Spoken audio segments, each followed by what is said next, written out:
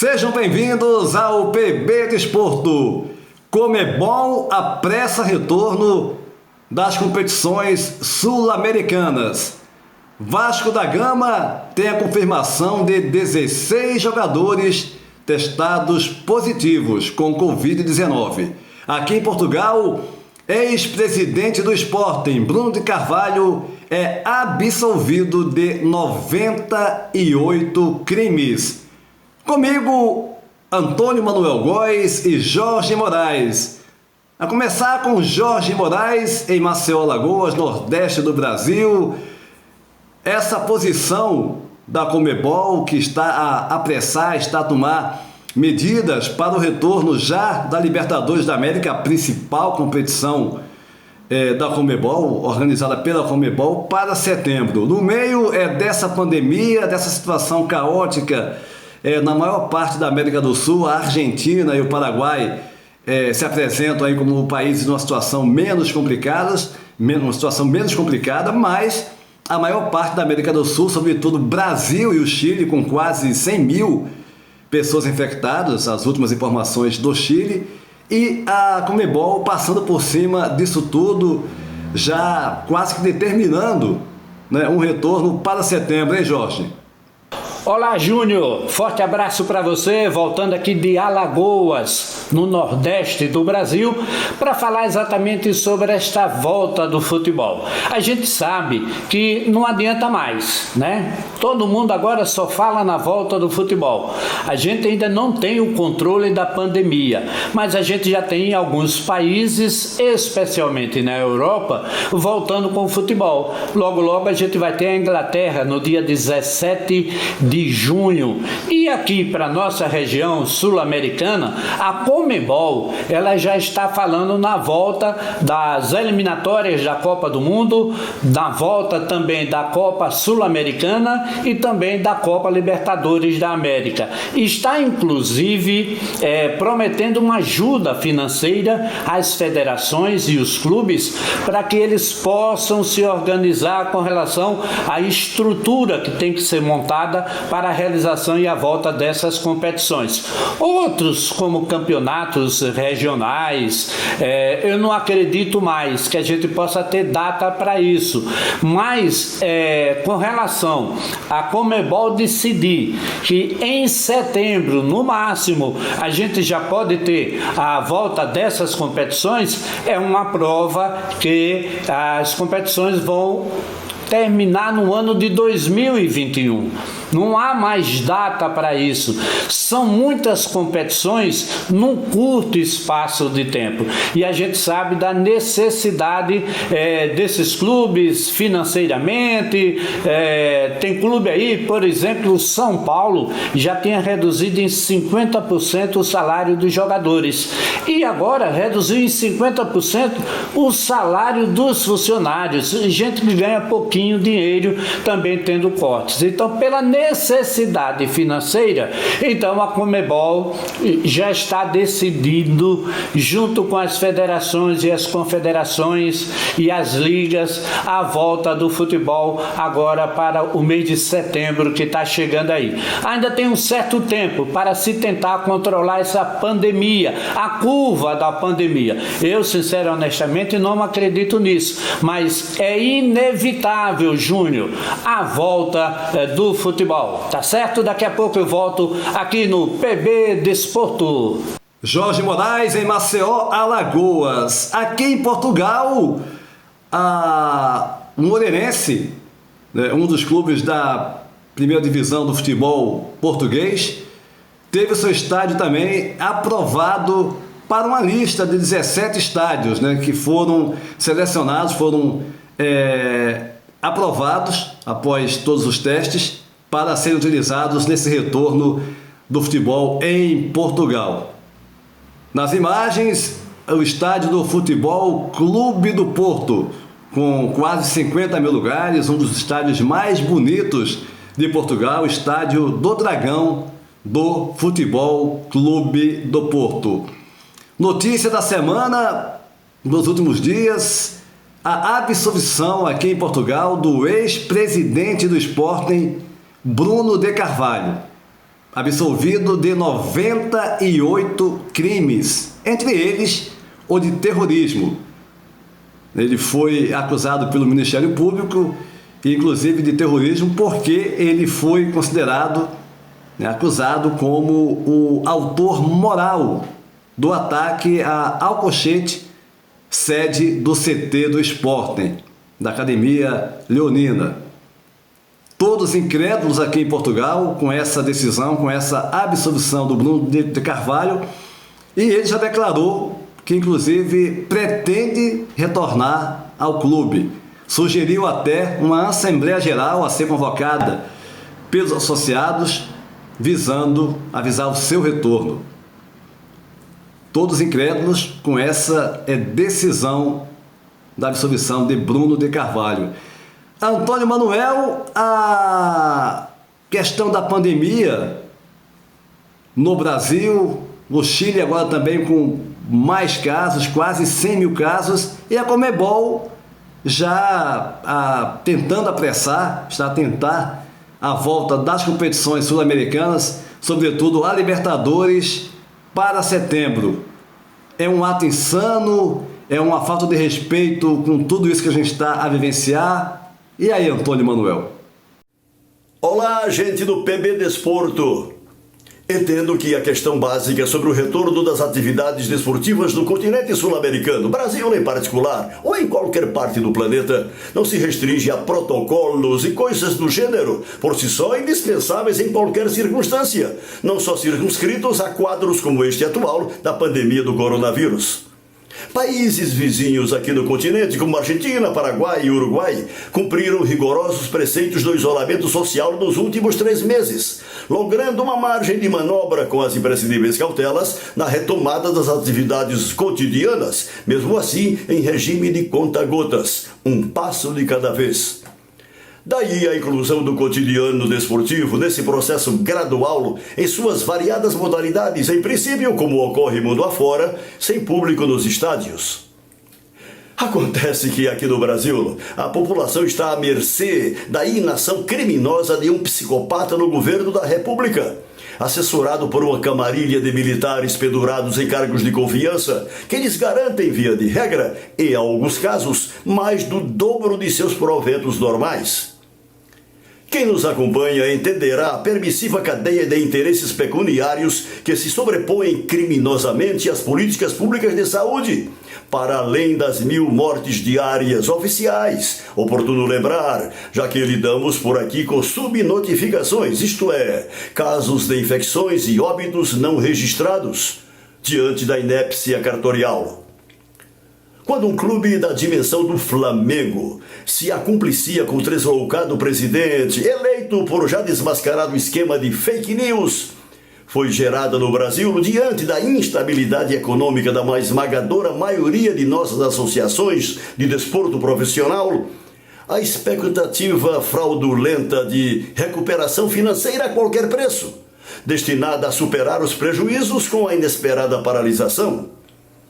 O termo mais usual desses últimos dias tem sido protocolo, que tem tudo a ver com regras óbvias a serem observadas com ou sem pandemia, como pressuposto da segurança sanitária de atletas, público e demais integrantes dos espetáculos, inclusive veículos de comunicação.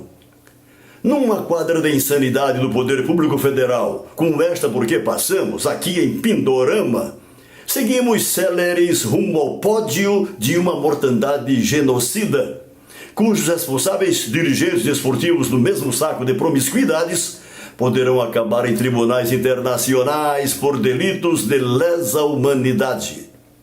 Quem viver, verá, Antônio Júnior. Tá legal, Antônio Manuel. Jorge Moraes, um fato que repercutiu mal no Rio de Janeiro foi justamente envolvendo o Flamengo, né? O Flamengo já teve os holofotes da mídia de forma negativa com relação a essa pressão que o clube carioca, o clube de melhor desempenho em 2019, onde ganhou praticamente tudo, e um fato negativo justamente 2 jogadores da equipe, o Felipe Luiz e o Diego, descumprindo o isolamento né? Isolamento necessário, e ainda mais com o Rio de Janeiro, como todo o Brasil, nessa fase da pandemia ainda crescente, por vários motivos que todos nós sabemos, enfim. E aí? Jogadores saem, descumprem com as determinações do clube e recebem uma dura daquelas, hein, Jorge? Bom, Júnior, a gente está aqui voltando para falar sobre esse assunto que você me perguntou, sobre a preocupação com a pandemia e a gente vendo jogadores abusando, né, nesse momento que a gente está exigindo que fique em casa. Por exemplo, jogadores do Flamengo, o Gabigol e mais o Felipe Luiz, foram encontrados andando de bicicleta, passeando na rua, depois de um treinamento, o clube fazendo tanto investimento em garantir a segurança dos seus colaboradores, dos funcionários, dos jogadores, da comissão técnica. Aí vai o cidadão, sai do treino depois de todos os testes feitos e vai andar na rua livremente. Isso preocupa, porque não vai ser somente ele. Na volta do futebol, muita gente vai fazer isso, como fizeram o Gabigol e o Felipe Luiz. E agora, o clube tentando resolver uma situação, lamentando, acima de tudo, que os profissionais possam ter agido dessa maneira. Mas não vai ser diferente em outros clubes, não. A partir do momento que o cara estiver indo para o clube trabalhar, depois ele volta para casa, sempre tem um caminho diferente, sempre tem um lugar para passar, recebe os amigos em casa. Esses profissionais deveriam ter uma consciência maior com relação ao risco e com relação ao perigo em transmitir para os companheiros, para os seus colegas de trabalho, para a família, essa questão do vírus da Covid-19. Eu não sei até onde a gente vai parar com essa situação. Quer dizer, o mau exemplo foi dado agora. Segundo a diretoria do Flamengo, haverá punição, não sei. Mas você, com o prestígio que tem, com o nome que tem, recebendo rigorosamente em dia, aí vai para treinar e depois do treino vai para a rua passear, eu acho que é brincar com a sorte, é brincar com uma coisa muito séria, que é essa pandemia que a gente está vivendo no mundo todo. Em alguns lugares a curva caindo, em outros ainda não, como aqui no Brasil. Tá certo, Júnior? Ok, meu caro Jorge Moraes, o tema agora é livre para você, Antônio Manuel. Vamos lá. Já que neste segundo tempo do PB Desporto a pauta é livre, permito-me lembrar a mal-cheirosa existência das federações desportivas estaduais Brasil afora, capitaneadas por respectivas confederações nacionais, um antro de desatada corrupção, fraudes de toda ordem, extorsão e desvio de poupudos recursos financeiros, enriquecendo desde o século passado dirigentes e seus familiares, via de regra mantidos nessas instituições pelo surreal princípio do direito hereditário de pai para filhos e netos. Enquanto Portugal baniu a excrescência dos cartórios da vida pública após a Revolução dos Cravos, aqui no Brasil, embora regulado por dispositivos da Constituição de 1988, o sistema cartorial que carimba todos os passos dos cidadãos segue incrustado como mola mestra das entidades do desporto, que reagem e com todos os instrumentos de dissuasão para impedir a criação de ligas organizadoras das competições, de notório sucesso mundo afora, diante da ameaça de desmonte do tradicional controle com mão de ferro sobre os clubes filiados. Desnecessário lembrar a sequência de recentes escândalos a partir da presença do brasileiro João Avelange na FIFA e seu herdeiro de falcatruas internacionais, Sepp Blatter. Bem assim, cartolas sul-americanos da Conmebol e os brasileiros da CBF, Ricardo Teixeira, José Maria Marim, Marco Polo Del Nero, dirigentes do Comitê Olímpico Brasileiro como Carlos Arthur Nussmann e outros confederados como Ari Graça Filho, do vôlei, vários deles condenados a penas de prisão. Aqui no Brasil, no curso do século passado, algumas dessas figuras do mundo desportivo ganharam fama pelo tacão autoritário com que exerceram um mando em federações estaduais. Entre eles, Rubens Hofmeister, do Rio Grande do Sul, Mendonça Falcão, de São Paulo, Otávio Pinto Guimarães e Caixa d'Água, do Rio de Janeiro, Osório Vilas Boas, da Bahia e Rubem Moreira, em Pernambuco. Abuletados da direção do desporto brasileiro e internacional, esses cartolas de federações e confederações, todos eles são potenciais ocupantes de lugares cativos no lixo da história do desporto no Brasil e exterior, Antônio Júnior. Tá legal, Antônio Manuel Góes, no Rio de Janeiro. 16 jogadores do Vasco da Gama. É uma prova, essa notícia, é uma prova do perigo e da situação, sobretudo, do Brasil com relação à pandemia, a toda a situação que envolve a pandemia no Brasil. Rio de Janeiro e São Paulo como campeões, negativamente campeões de casos de óbitos, e agora 16 jogadores do Vasco testando positivo para o Covid-19. E todos passam por cima disso, falam apenas em retorno ao futebol.